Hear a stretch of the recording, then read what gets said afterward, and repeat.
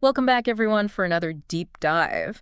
Today, we are going to look at something a little different. We're going to take a look at corporate climate pledges.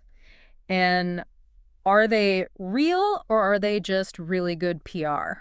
Yeah, it's a good question. Yeah. A lot of companies are out there making these pledges and saying Yes. they're going to do all this stuff. But are they real? Yeah, so the research that I've been reading from Mark Imperiali, he's got this piece called Climate Commitments or Strategic Illusion. Oh, interesting title. Yeah. And A little ominous. yeah, a little bit, right. He's saying that there's this huge disconnect between what companies say they'll do about climate change and what they're actually doing. Yeah. I mean, just look at the numbers. Yeah. One study found that less than 1% of companies have any concrete plans to actually meet their climate targets. Wow. And that's despite something like 80% of companies making these big pledges. So 80% are saying one thing, but only 1% are doing it. So Yeah. what's going on here? Right. Imperiali uses this term, a Humint perspective, to understand why this gap exists. So can you explain what Humint is? Because it sounds a little bit cloak and daggery. Yeah. Well, E is just short for human intelligence. Oh, okay. And it's all about really understanding the motivations and the power dynamics at play behind the scenes. You know, it's going beyond just reading a press release and really trying to get in the boardroom, right? Yeah. Where the actual decisions are being made. And that's where Imperiali thinks we really need to look to figure out if a company's really committed to climate action, right? Exactly. So what are we going to find if we get in that boardroom, if we are looking at these companies from this human perspective? Well, Imperiali points to three main areas where a lot of these climate strategies just kind of fall apart. And the first is misaligned incentives. What do you mean? Well, he gives this example of a major energy company where the CEO's bonus was directly tied to increasing their oil production. Oh, wow. So even though, like, publicly they had these goals about climate change, you know, Interactions. the leadership was basically being incentivized to do the exact opposite. To do the opposite. Yeah. Wow, yeah, that's eye-opening. Yeah. And how many other companies? It really makes you think. Yeah. Yeah. What about the second area where these strategies fall apart? All right. So the second one is, I think, something that we've all probably seen happen. It's this thing called groupthink and the focus on the short term. Okay. I've definitely been in those meetings before. You know those meetings where everyone just seems to go along with whatever's popular, even if it's not the best idea?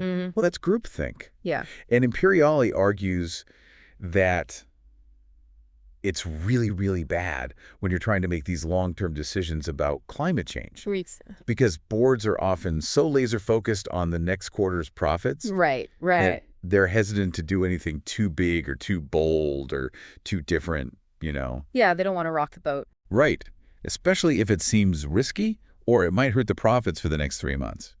They're kind of stuck in this bubble of just looking at the immediate right now, not the big picture. Exactly. The third area. So the third area is underestimating the pressure from regulators. Oh, interesting. Yeah, because despite all these new rules and regulations that are popping up, did you know that 15 of the G20 countries now require climate disclosures? I did not. Wow. Some companies are still treating this whole thing like a box-ticking exercise, like, oh yeah, we just got to do this to make the regulators happy. Right. Yeah. They're missing the point that these regulations are signaling a huge shift towards a more sustainable future. Yeah, it sounds like they're going to be playing catch-up.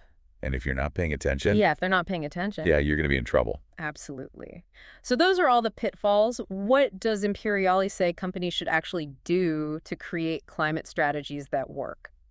Well, he has some really, really interesting ideas. One of them is something he calls behavioral due diligence. Okay. It's not just about looking at someone's resume when you're hiring them or looking at a company's track record. You need to dig a little deeper, right? Oh. And figure out if the people actually have the mindset, the values to make real change happen. So they actually care about sustainability. Yeah. Are they just talking the talk or are they going to actually walk the walk? Yeah, how can you tell? Well, that's where strategic Humint comes in. Oh. It's about understanding how the company actually works, who really has the power, what are the unspoken rules, you know, like what really motivates the key decision makers. It sounds like I should be using some Humint when I decide where to invest next. Yeah, maybe so. So we've got the right people in place, now what? Well, the last piece is a credible execution roadmap.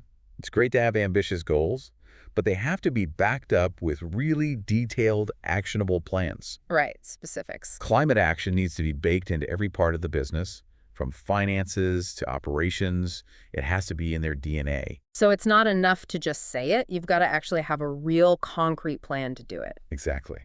And I think this really gets to the heart of Imperiali's argument, Yeah. Real commitment goes way beyond surface-level pledges. It means having real plans, the right leaders in place, and the willingness to actually change how you do business.